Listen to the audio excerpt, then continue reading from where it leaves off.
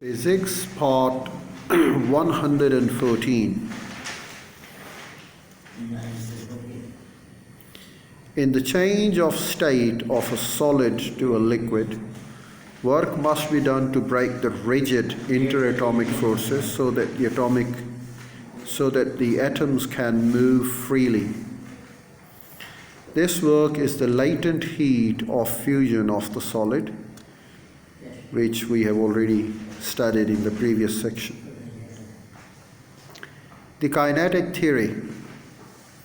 An explanation of how a gas exerts pressure was developed by Robert Boyle in the 17th century, and in greater detail by Daniel Bernoulli in the 18th century. The basic idea was that the gas consists of atoms or molecules moving about at a great speed, later visualized by Robert Brown. The gas exerts a pressure on the walls of its containers because the continued impacts of the molecules with the wall.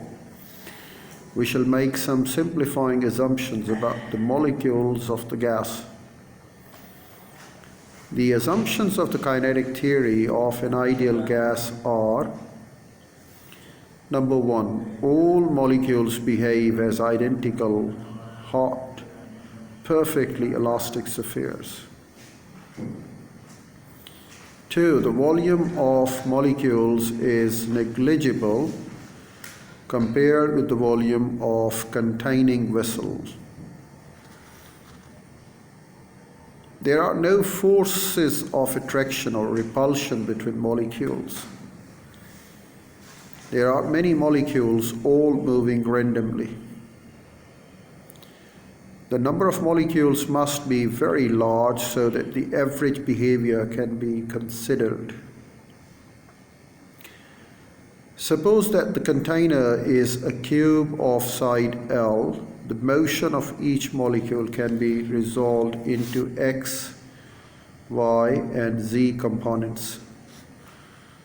For convenience, we shall take the x, v, and z directions to be parallel to the edges of the cube.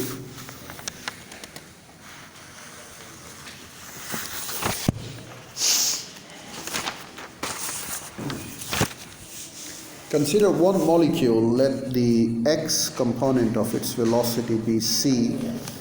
When this molecule collides with the wall of container perpendicular to the x-axis, the x component of velocity will be exactly reversed, because from our assumptions the collision of the molecules with the wall is perfectly elastic.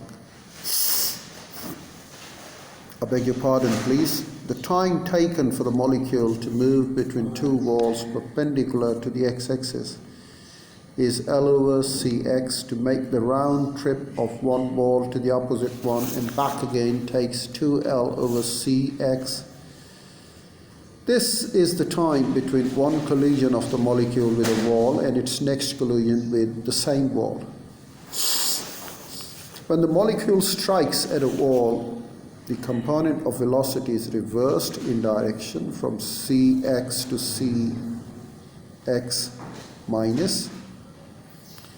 Thus, during each collision with a wall, an x component of momentum changes from delta px to 2mcx, where m is the mass of the molecule. The rate at which the molecule transfers momentum to the wall is change of the momentum over time between collisions is equal to 2mcx divided by 2L over Cx is equal to mc square x divided by L.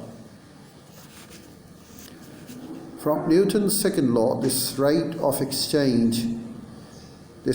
change of momentum is the average force exerted by this particular molecule on the wall through its collisions with the wall.